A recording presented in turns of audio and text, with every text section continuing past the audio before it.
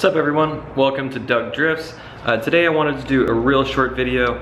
I was looking for some new tires for the S13. I think I might have gotten a flat spot on one of my fronts, probably the right front, at the last event that I was at, so it tends to like wobble and the steering wheel shakes a little bit.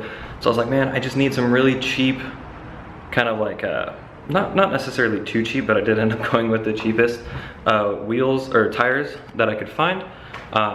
So I actually ordered some tires off Amazon. I've been hearing about this kind of sketchy, yet not sketchy, people have conflicting ideas about a brand called Westlake.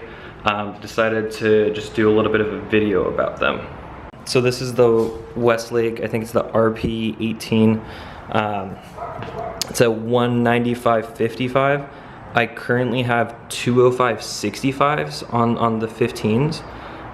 So I'm hoping that, you know, this actually helps me not rub when I'm at full lock.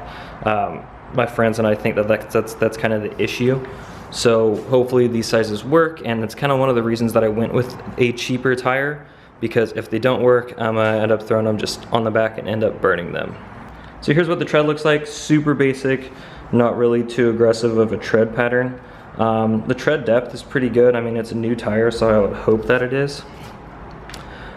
Sidewalls, pretty basic. Everything's pretty normal. It's realistically just like a basic tire, nothing that's really meant for anything. And the reason why I came across the Westlake name is because I used to play a drift game called Assetto Corsa, and there were some skins that said like Westlake Drift. So I saw the tires and I looked it up, and they actually make a drifting specific tire, which is kind of interesting. I don't know what that entails or how good they are, or you know, why they're drifting specific other than being slicks or semi-slicks.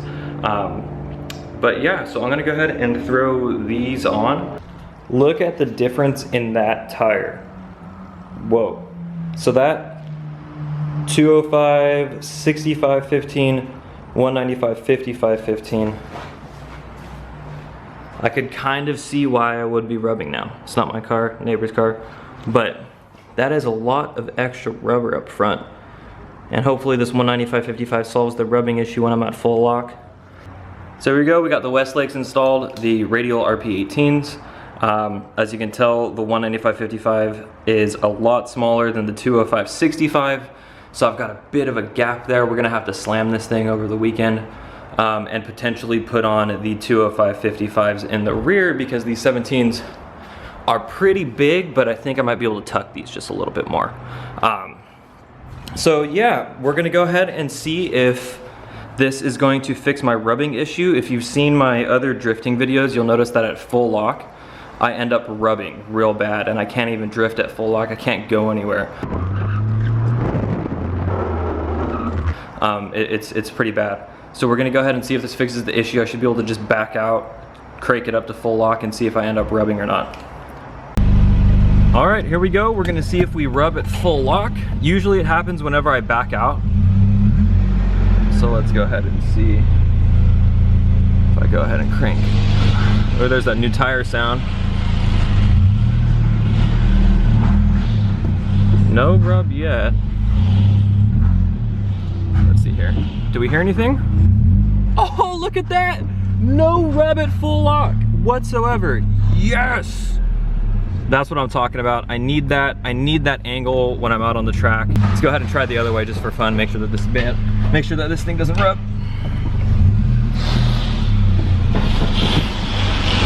Here we go, full lock. Yep, no rub.